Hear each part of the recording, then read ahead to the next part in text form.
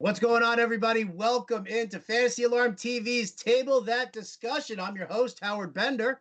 And for those of you who are new to Table That Discussion, it's very simple. Roundtable discussion here, Fantasy Alarm analysts. We cover everything from fantasy to reality, all the hot buzz items that are going on right now, things that you need to know in both fantasy and reality sports there. So let me introduce our panel here today. Got a great group. We got two of the same. We got James Grande over here, and I got Matt Sells. You've met them before, but look at that. Joining us here, my man, Steve Pimental. He is the master of the WNBA, and that starts up this Friday. Steve, you're getting all sorts of pumped up for this, aren't you?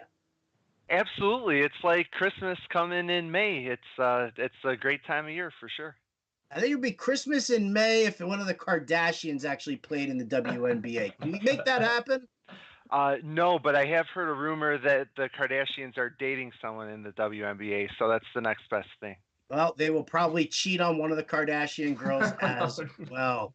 Also joining us here for the first time, Mike Alexander. You guys know him from all of our MMA coverage at Fantasy Alarm. He also does a lot of baseball work. The inventor, co-inventor of the Fly Index. So, Mike, welcome to the show, man. How you been? Good, Howard. Thanks for having me. It was indeed my pleasure. Why? Because I own Hunter Dozier, and you told me to pick him up. So, there you go. All right. Well, so here's how everything runs here, guys. I give a topic. We kind of discuss it here amongst the group. By the end of the discussion, I start awarding out fires for everybody who's ever spitting the most heat here. Whoever's giving me the answers that I want to hear, whoever's making the most points, making the most sense, and giving us the best arguments possible for everything that goes on. Once you hit 5 fires, well, guess what? You get to lead the next discussion from there. Well, you get to lead it off. If you give an answer or you say something that I don't like, it's offensive to me, and I don't appreciate it, well, then I'm just going to give you the freeze out. And then you don't get to say anything for the rest of the discussion there until we change the topics. Are we all ready? So does that mean I shouldn't call Andy Pettit overrated? All right, well, we just immediately freeze. Pimental, there you go. All right, back to our program here. Topic number 1, gentlemen, MVP.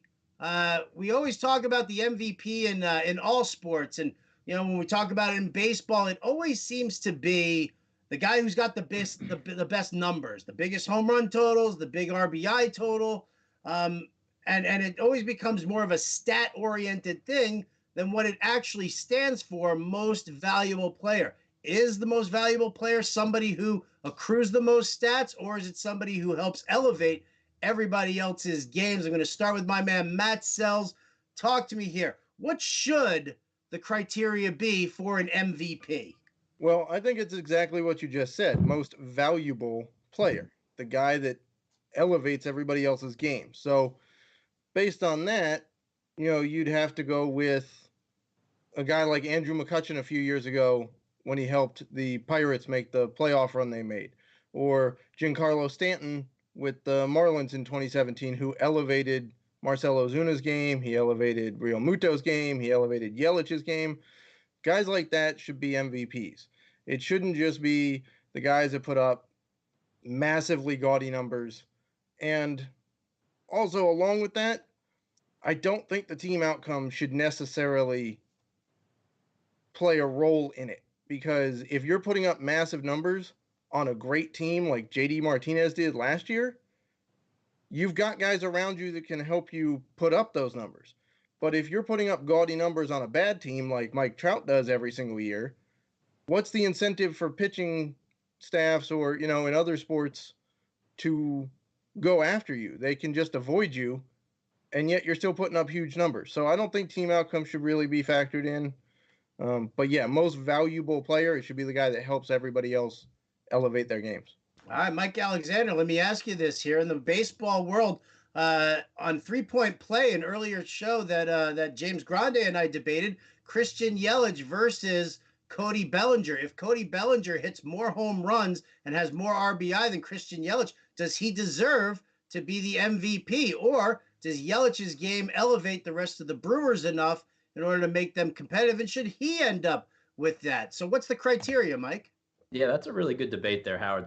The name that came to my mind when you said MVP was Christian Yelich. He has been really clutch when he's been on the field, having a little bit of a back issue at the moment. But when he is out there, he is winning games for the Brewers. Sure, Bellinger is doing some gaudy things, and he's definitely had some clutch hits. But the guy that means the most to his team, I think, is Christian Yelich. So when you factor in the most valuable player, without Christian Yelich, the Brewers are dead in the water. I don't feel the same about the Dodgers. All right, Steve, we look at other sports, man. We talk about, you and I are going to be doing an WNBA podcast. We look at the MVPs that we're talking about in the Stanley Cup playoffs. We're talking about the playoffs for NBA.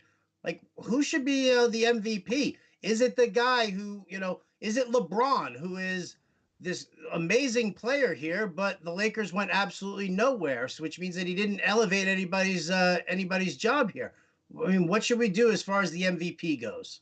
Well, I think it's sport specific. I think LeBron's a great example. When you play in a game, when you're on the court or on the field for 70% of the game and you can touch the ball every offensive possession if you want to, then your team had better win if you're an MVP candidate. If you can't get your team to 50 games, then what's the point of even being on the court? You know, there was a great interview.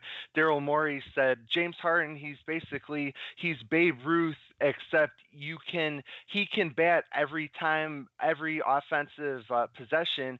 Harden can have the ball, and because of switching defenses, you can choose who Harden's facing. So in a sport like the NBA, the guys that have the ball in their hands all the time, winning absolutely should be a criteria. You know, in baseball, it's completely different. I have no problem giving the MVP to a guy on a losing team because their effect on winning is so much less than in a sport like basketball. All right, well, let me ask you there, James Grande. Talk to me here. You take a guy like, you take a team like the Warriors, and everybody expects the Warriors to win the NBA title this year. Is Steph Curry the MVP? You've got him on a team with Draymond Green and Klay Thompson. Kevin Durant is there. Like, how do you turn around and you say that, well, Curry has the ball in his hands the majority of the time here. Warriors are winning, hence, therefore, he should be MVP. Does it work like that?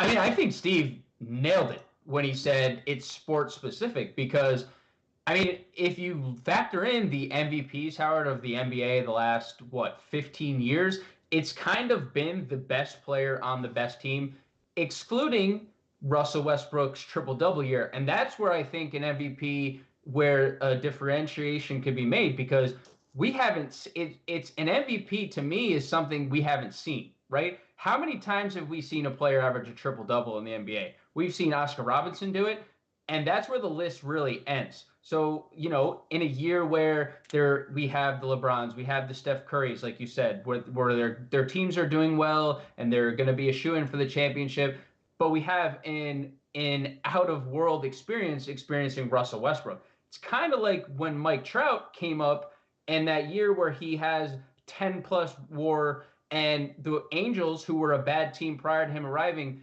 yes, they didn't make the playoffs, won 86 or 87 games, whatever the number was that year that he was called up and has that amazing season.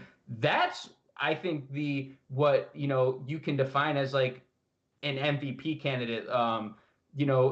Season-defining moments that were like, wow, we haven't seen that in quite a while. Like you said, Steph Curry, Kevin Durant, we know that's a great team. And usually in a sport like basketball, it is going to be dependent on your team winning. But I think in baseball, which, there's 9 players on a team in a lineup, I think it is more individually dependent and more stat variable. So that's my take on how an MVP should be based on. So we're cool with that. We're cool with in baseball, best stats win the MVP, hands down, no questions asked. Mike? Yeah, I wouldn't say best stats. It has to mean something. The Mike Trout case is so interesting because, like Matt said, that team has been garbage for a while. You don't have to pitch to Mike Trout, and he has still done what he's been able to do. That's kind of an intangible for me where, if you're in the Yankees lineup and you've got Judge and Stanton behind you, you're getting pitched to. So you're getting some nice stuff to hit. Mike Trout doesn't get nice stuff to hit. He does what he does because he's more talented than any other baseball player alive. That makes him an MVP. Matt Sells, crappiest team, best player on the crappiest team. Should be the guy? Like, we should look at see who the best player is on the Chicago White Sox right now. Jose Abreu could be MVP. Is that right? If the shoe fits, I mean, it's happened in baseball before. They've given MVPs to losing teams overall. They've given an MVP to a last place team. So I don't necessarily think it's a stats race. That's what it's become. I don't think it should be that. I think there's intangibles to it. You've got to measure, it's not just WAR and homers and RBIs and runs and whatever. It's if you take that guy off that team, how much worse would that team have been and how much worse would the guys around him have been? And that's why Trout is always up in the top 3 of voting. That's why McCutchen won it a few years ago, and he didn't have – I mean, there were guys that had better numbers in every category than he did, and he was the NL MVP. So, there was – Verlander won it as a pitcher with the Tigers. Now, granted, that was an amazing season that we likely won't see again. However, that's how you measure it. He had an effect every 5th day that he piloted that team to the playoffs that year because he anchored that pitching staff and helped all of the rest of the pitchers by taking over. That makes sense. It makes sense. All right, let me just go around the room here. Steve Pimentel, easiest sport to figure out who the MVP is? The NBA, because of usage, because of the effect on winning. I think NBA, it's usually pretty clear. I mean, at the very least, you can narrow it down to 3 guys, which you can't always say in other sports. James? Not even a question. Is the NBA. Mike? I'd say the NFL because you just picked the best quarterback. That's what's going to happen. Ah, there you go. Ooh, I'm gonna throw down a little point right there. Matt Sells, easiest one? NFL, and I actually have stats to back that up. Oh, do There's you? been 175 MVP votes in the history of the NFL between the Pro Football Writers MVPs, the Sporting News Players of the Year, and the AP NFL MVPs. Out of those 175 awards, only 8 have gone to players other than quarterbacks and running backs, and only once in the last 11 years has a running back won, and it was when AP rushed for 2,000 yards. All right, fantastic stuff. We're going to table this discussion for right now. The fire count looking good. James Grande, you got 2 fires right there. Look at you. 2 alarm fire for you.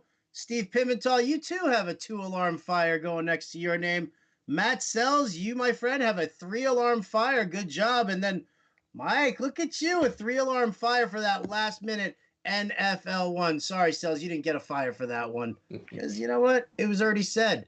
I'm loving that. So there's the count right now. We're tabling that discussion. We're moving on to the next one here.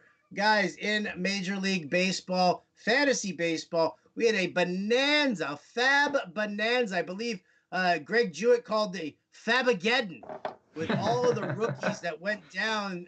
We had this past week. I think there were like 6 or 7 there. Now, here's my question. Is it wise to be making it rain at Club Fab for these rookies here, or is it best to be conservative still early because there's going to be a deluge of starting pitchers coming up in the second half, which could prove to be much more valuable? I'm going to start with Steve Pimentel this time. I think unless your team is pitching needy, go big or go home. I mean, these guys coming up right now, we think they're good. I like all of them that are all the young guys that went off Fab this week. And you're going to get more value now. I mean, if you wait 2 months, that's 2 months of potential production that you're passing on. And you don't know. I mean, sure, there could be plenty of great arms, but the guy that you're waiting on could get hurt between now and a call up. You have no idea what's going to happen. I have no problem being aggressive right now and knowing that if these guys are as good as we think, then you have them for the next, 4 months. Love it. James Grande, what do you think? I mean, I agree, Steve, but I also think it's roster dependent and how you've already balanced your fab budget to begin with. I mean, if you've used a large chunk of fab already, why would you then put another large chunk and handicap yourself for later on the season when inevitably 5 to 6 to 10 of your players end up on the injured list, because we all know every baseball player is made of glass these days. So I think it's really dependent on where you sit with your fab, what your roster, honestly, construction looks like. I mean, if you're like Steve, you're right. If your pitching looks good now, I mean, why don't you wait till later? Or if your pitching is, weak all season, I mean, jump on it now. I think there are different approaches, but I think it comes back to how you've balanced your fab budget and how much you have going forward. I mean, I personally like the pitchers coming up. I mean, the guys like Forrest Whitley, Casey Mize. I mean, Jesus Luzardo is scheduled to throw later this week, so I personally want to wait, but I think it's dependent on what you've done so far and where your budget stands. Okay, Mike Alexander, how do you set up your fab budget to begin with in the beginning? Do you actually balance it? Do you say I'm going to designate this much for the second half of the season or this much for the first half of the season? No, I take it as it comes, Howard. I like to work in percentages of your budget. So, most of these guys that were up recently are probably 15 to 20% of your budget because they're difference makers. But you make a good point. There are bullets left in the chamber coming up here. You got guys like Yordan Alvarez, Kyle Tucker, pitchers like Dylan Cease, Anthony Kay. The Mets are talking about giving him a spot. And then a guy, Kevin Crone, down in the minors, who's just tearing the cover off the ball. I think he's got 21 home runs in the minors. The team tweeted out, like, we've run out of ways to say another Kevin Cron home run happened today. So there's going to be opportunities. So you don't want to just say, I need $300 to win this, because if your budget isn't set up to support that, you're going to get yourself in trouble, and people are going to get deals down the road. Matt Sells, let me ask you. You handle the prospect report over at fantasyalarm.com. You know who the guys are who are going to be coming up later on in the season here, or we think we know. We don't know necessarily where they are. So why not be aggressive now with the guys who are coming up here so that you don't get left behind? Yeah, I mean, I think it depends on who we're talking about. So this week in particular, there were three guys I think worth bidding big on, which would be Austin Riley, Keston Hiura, and Nicky Lopez. Those three guys have guaranteed playing time set aside. We already know what they're going to do, what they're capable of doing. The other ones, I mean, Oscar Mercado has nice speed, but he's not going to play every day. And Willie Calhoun's already hurt, so if you bid on him, that's wasted fab budget. And, a bunch of the other guys, there's already MLB players on the wire that we know what they're capable of doing that you could get for less than what you're going to have to spend on a prospect. Arms are always in demand. How many pitchers have already gotten hurt this year? Tons. I mean, just tons. It's every day there's a couple more guys getting added to the IL. So when you're talking about prospects named Dylan Cease, Jesus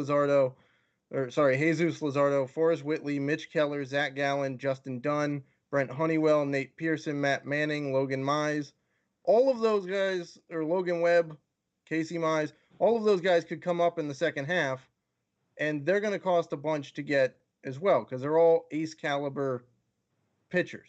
The other thing to keep in mind is if you're in a keeper format that lets you keep free agent pickups, spending money on pitching in free agency might behoove you because you can get value to keep them the following year, whereas bats don't necessarily carry the value quite as well as ace caliber pitchers do.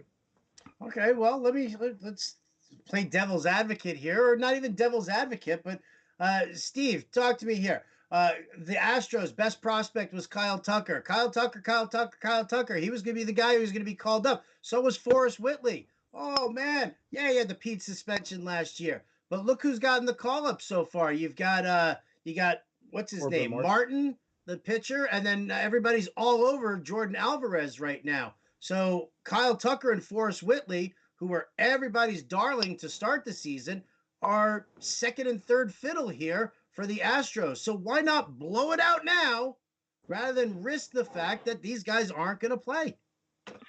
Absolutely. I mean, the the idea that we know what these teams are going to do and how they're going to operate. I mean, who knows when a AAA manager is going to decide a guy's not ready, or a GM is going to try to save some money, or there are 40-man roster considerations that we don't usually think about when we're evaluating these prospects.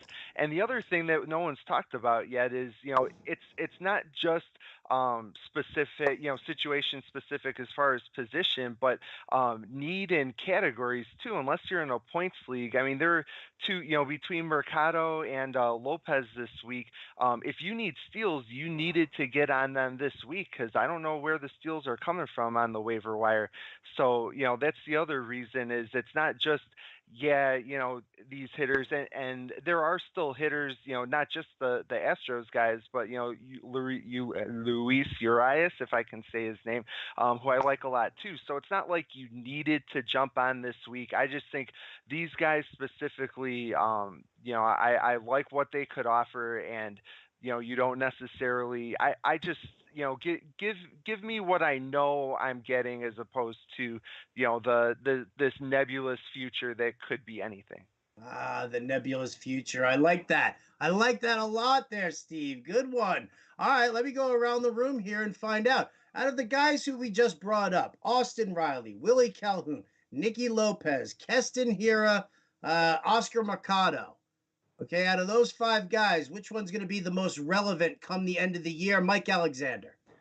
I'm going to take the guy that's not that sexy and go with Nicky Lopez. He's slotted into number 2 in that lineup right out of the gate. So that's a great spot. He's got Whit Merrifield right in front of him, some nice bats behind him. He's not going to get you a ton of home runs. He's going to get you a little bit of speed, but he does a little bit of everything.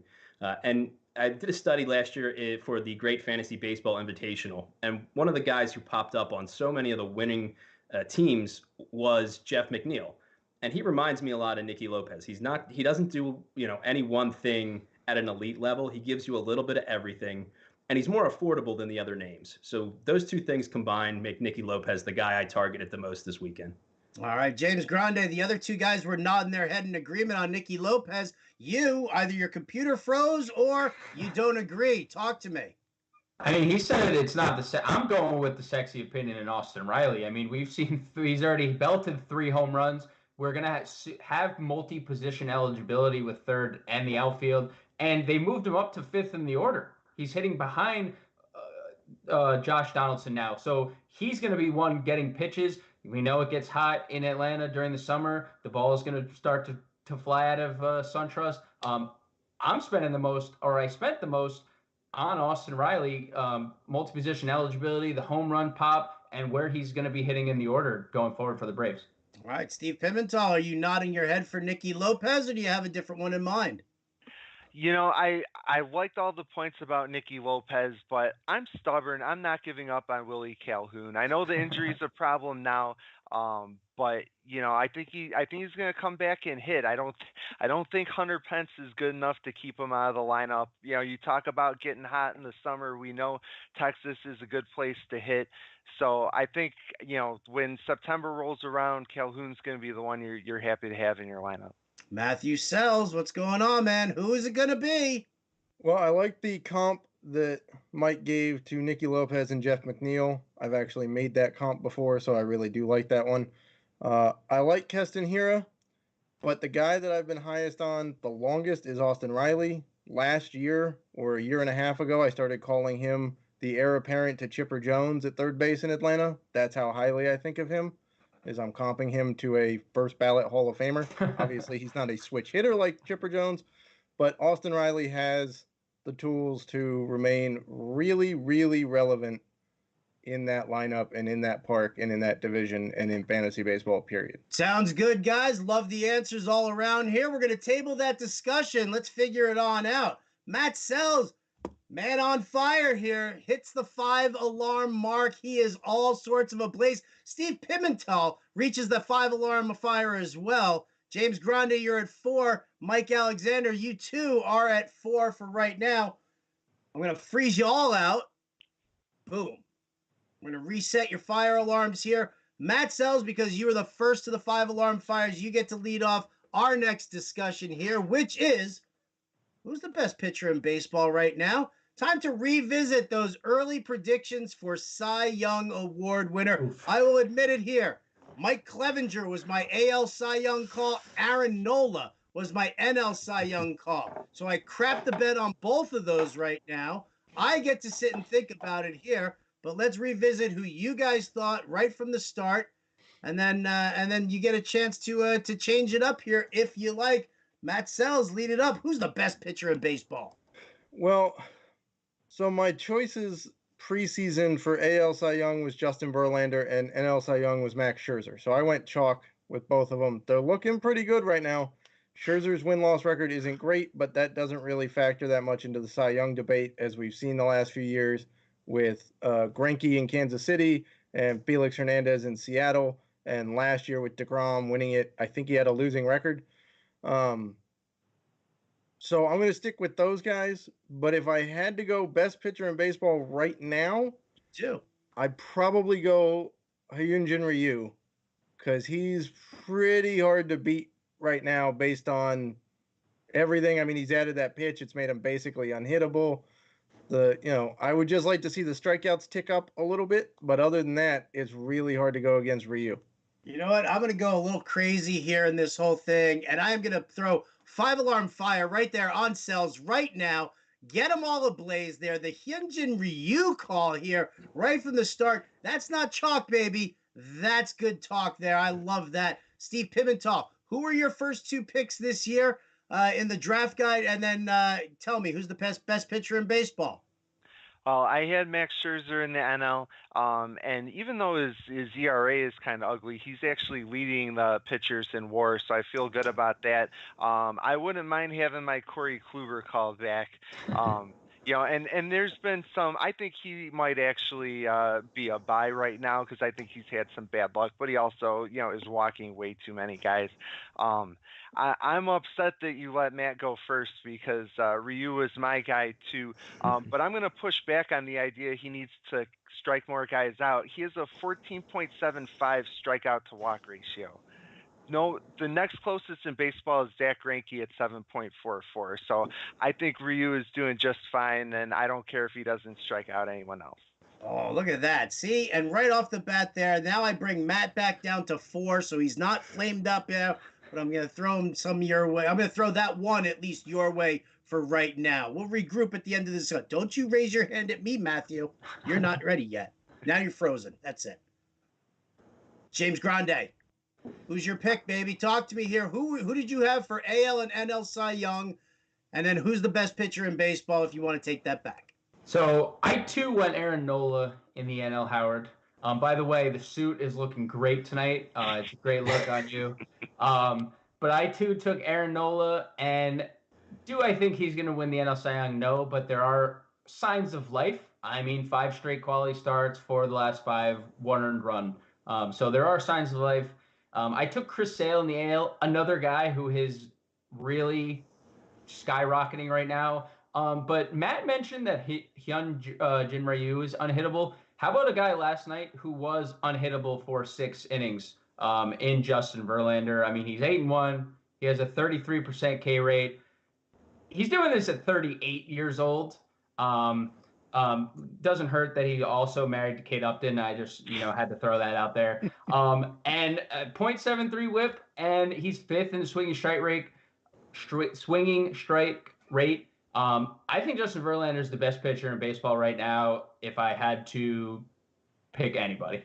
I love it. All right, Mike Alexander, you weren't with the Fantasy Alarm team when we pumped out the draft guide, but I know you from everywhere else you write. You've got your picks for AL and NL Cy Young. Don't lie to us now. Don't lie.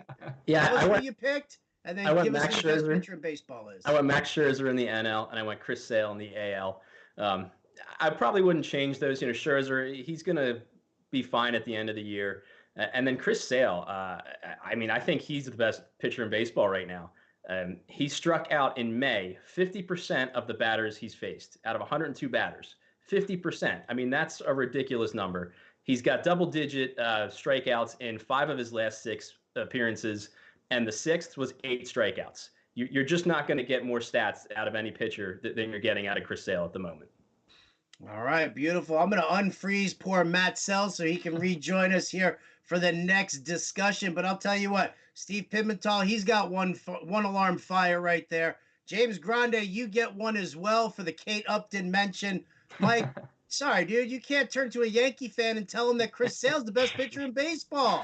It just doesn't work that way. 0 fires for you. No fire for you, The Mike. truth hurts, Howard. No, see, there you go. Now I freeze you. Okay, and you're back. Last topic of discussion here, gentlemen. Here you go.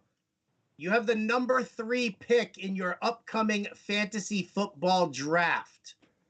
Saquon Barkley, Ezekiel Elliott are off the board. You got it in 2 drafts. You got it in a PPR, you got it in a standard. Okay, let's make sure that we go with that one there. You have the number 3 pick. Who's it gonna be? I'm gonna start with James Grande. So I don't know if you've seen the running back, or should I say the Hulk that's down in Carolina, who put on a tremendous amount of muscle in the offseason. If you haven't seen the pictures of him, you should. But Christian McCaffrey, I think, stands out to me. And it was close with Alvin Kamara, but the fact that they signed Latavius Murray for 4 years kind of threw me off a little bit. I mean, I know Mark Ingram saw 140 touches last year, and that's we should probably expect that again. But there's no anybody behind Christian McCaffrey. Plus, the Panthers' leading receivers, yes, Greg Olsen, sure. DJ Moore, Chris Hogan, who's already hurt. I'm sure he's getting hurt. If he's not hurt right now, tomorrow it's a new day. And Curtis Samuel. Christian McCaffrey, 1,800 yards last year and blossomed as a rusher, 5 yards per carry, which we didn't expect. I would say a lot of us didn't expect 5 yards per carry. He had 109 more touches from his rookie year to last year. Plus, now we know like the weapons around Cam. How many more touches is he going to see this year? So I think Christian McCaffrey in either format. I mean, if you're telling me 1,800 yards in a standard format, I'll gladly take the yards and the touchdowns that comes along with McCaffrey as well. All right, Mike Alexander, talk to me here. You got the number 3 pick, PPR and/or standard. You do them both for me here. Who you taking? I'm going to disagree with the McCaffrey take there, James. The biggest problem for me with Carolina is we don't know what's going to happen with Cam Newton. He's not throwing a football at the moment. The last time we saw that was Andrew Luck. He didn't throw a football the entire season.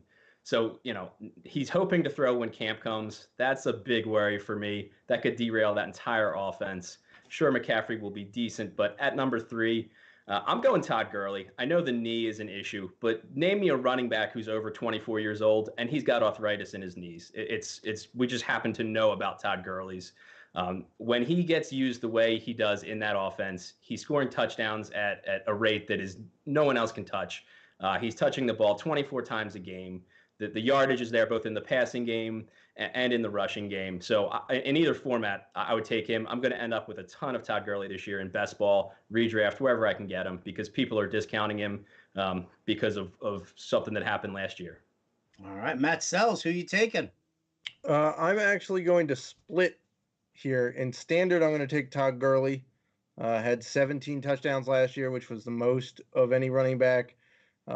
He has a full offseason to rehab that knee and get it healthy again.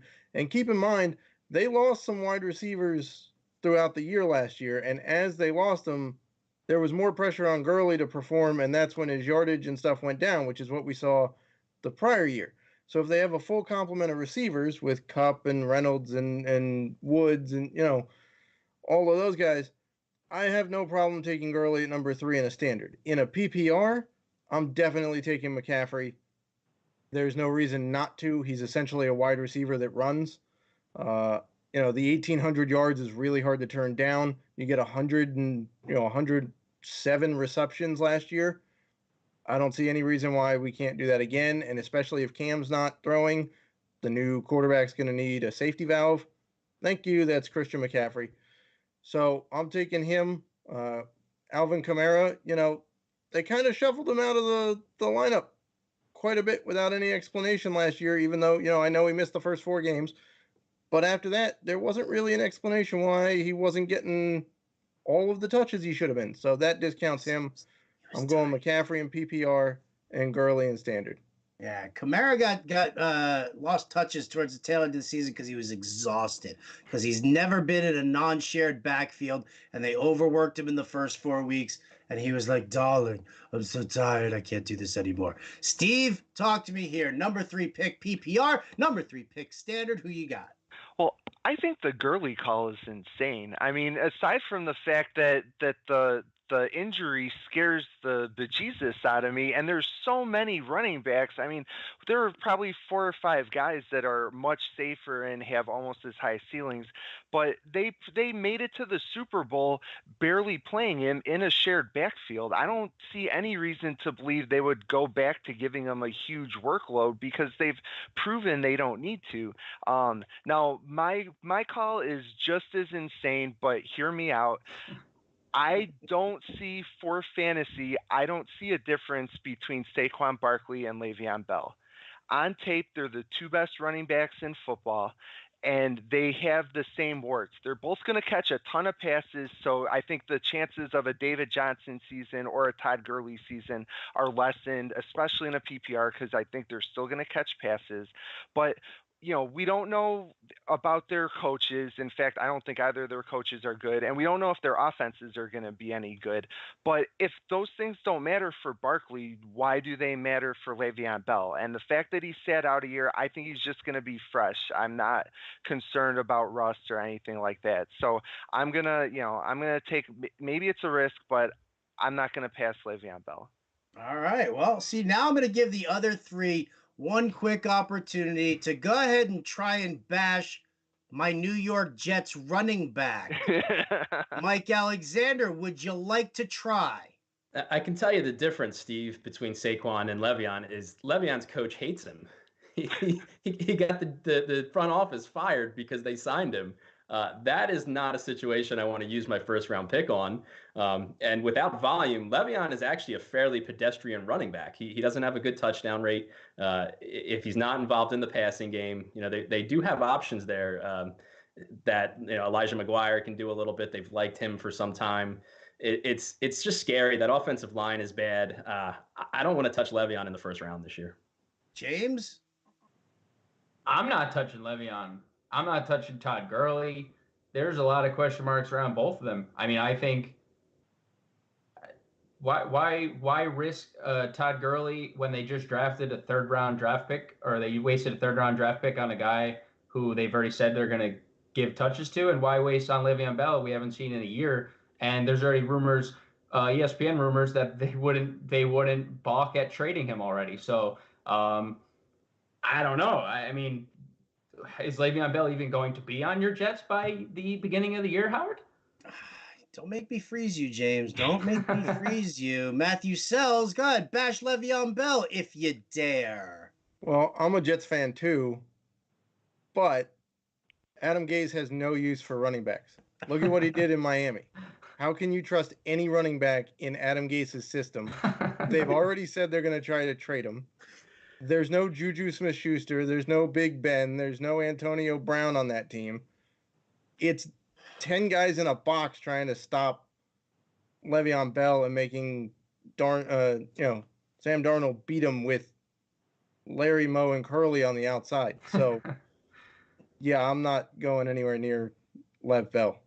James Grande, that was a Three Stooges reference, just so you know. I know that you're only 15 years old and you have no idea who Moe, Larry, and Curly are, but I'm going to tell you that. I'm going to give 1 fire for the Stooges reference over here to Matt Sells. Mike Alexander's going to get a nice fire here for having the balls to say Todd Gurley and bashing Adam Gase, which is rightfully so. And then, James, just because you're so handsome there, I'm going to give you a 1-1-2. Steve, no fires for you on this one. Why? Because you never go with the New York Jets, dude. You never go with the New York Jets. You could have Ezekiel Elliott as the New York Jets running back, and yet still don't go with him in that one there. All right, well, by my count here, and we're done with everything. Looky, I'm going to declare the winner here. Steve Pimentel, look at that. New guy on the block. He was on fire there. Sells was on fire first, but then Sells got frozen, which really pulled it down there. So it has nothing to do with you trying to curry favor with me and pick a New York Jet as the number 3 pick. Had everything to do with being on fire, spitting flames, baby, giving the heat. Love that. Mike Alexander, you did a fantastic job too. You get first runner up. The other two, I'm freezing Grande and Cells right now. And then we're just going to walk on out of here. That's going to do it for this week's edition of Table That Discussion. Big thanks to our panel, Matt Sells, James Grande, Steve Pimental, Mike Alexander. Big thanks to all of you for watching, and we'll catch you next time on Fantasy Alarm TV.